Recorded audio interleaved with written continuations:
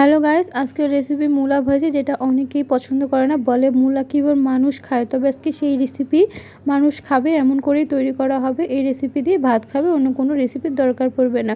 মূলাটাকে সুন্দর করে ধুয়ে নিয়ে চোচা ছালিয়ে নিয়ে সুন্দর করে কুচি কুচি করে কেটে নিয়েছি এবং মূলাটাকে আগে একটু অল্প লবণ দিয়ে মথে নিতে হবে, যাতে মূলার ভিতর থেকে পানিগুলো ঝরে যায়, তাহলে মূলা ভাজি খেতে খুব ভালো লাগে।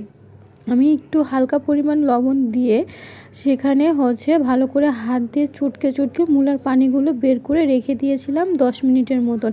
এবং সেই কড়াইয়ে তেল দিয়েছি, তাতে সরিষা ফোড়ন, কাঁচামরিচ আর শুকনো মরিচ ফোড়ন দিয়ে ভালো করে সুন্দর করে এই ফোড়নটাকে ভেজে নিয়েছি। যদিও ভিডিও ক্লিপটা নিতে ভুলে গেছি, দেওয়ার পরে আমি ভিডিওটা নিয়েছি। এটাকে হালকা হিটে সুন্দর করে সরিষা ভাজা পর্যন্ত অপেক্ষা করতে হবে। তারপরে যে মূলাটা চটকে রেখেছিলাম সেটা এখানে দিয়ে দিতে হবে।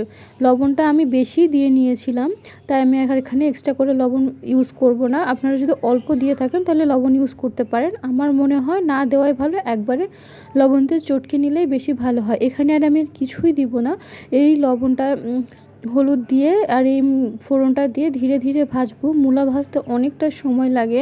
আমি হালকা ভেজে নিয়ে সেদ্ধ হওয়ার জন্য ঢাকা দিয়েছিলাম, প্রায় 20 মিনিটের মতন ঢাকা দিয়ে রেখেছিলাম। 20 মিনিট পরে এটাকে উঠিয়ে দেখলাম যে মূলাটা বেশ সেদ্ধ হয়ে গেছে, কিন্তু হালকা পানি থেকে গেছে।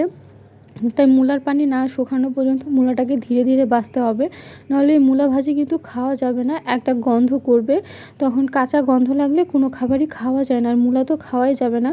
আর মূলা ভাজি খাওয়ার জন্য অবশ্যই এইভাবেই ভেজে নিতে হবে। মানে খুব হালকা হিটে মূলাটা যতক্ষণ না ভাজা হয়ে যাচ্ছে, একে অপরের সাথে লেগে যাচ্ছে, ততক্ষণ পর্যন্ত মূলাটাকে ধীরে ধীরে ভেজে নিতে হবে। আর মূলার স্বাদ বাড়াবে হালকা একটু মিষ্টিতে। তাই আমার যখন মূলা ভাজিটা অনেকটাই হয়ে গেছে, তখনই আমি এটাকে হালকা মিষ্টি দিয়ে নামিয়ে নিয়েছিলাম। তৈরি হয়ে গেছে আমার স্বাদের মূলা ভাজি। যারা খাও না তারা অবশ্যই খাবে, আমি বলছি একবার বাসায় ট্রাই করে দেখো, সবার ভালো লাগবে।